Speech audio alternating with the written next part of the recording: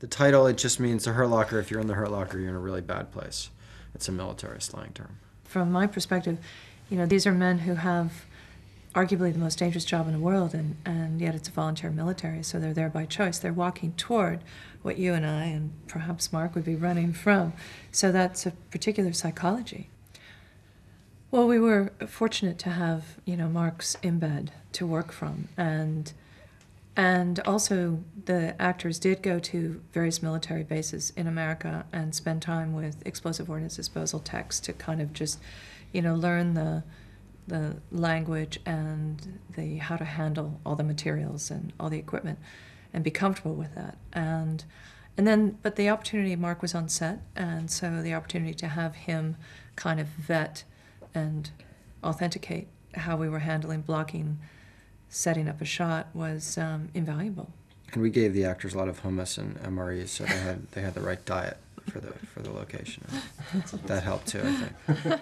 We really wanted to keep the focus on the human drama and what the individual goes through in the kind of crucible of combat, and really tell that story as opposed to a big policy debate, because I think people have enough of that. And to me, it's really the cost and consequences of heroism that are worth noting. Absolutely. I also think that you know, the conflict is somewhat abstract, certainly to the general public in America, and speaking as a member of that general public. And you know, I think it's a, you know, it's a great, because we have access to firsthand observation. I think it's a great opportunity to kind of throw some light on it, open a window onto the conflict, and give it some specificity. He's a rowdy boy. He's reckless.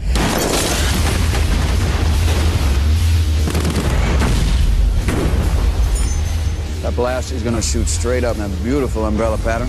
Go! Everybody get back! Go, go, go!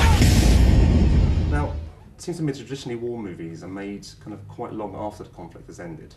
There have been quite a few films made recently about the Iraq War, and obviously it's an ongoing conflict. Why do you think this has kind of prompted such an immediate response from filmmakers? The times we live in, you know, between the internet and computers and all of that, things are so fast-paced now, it seems.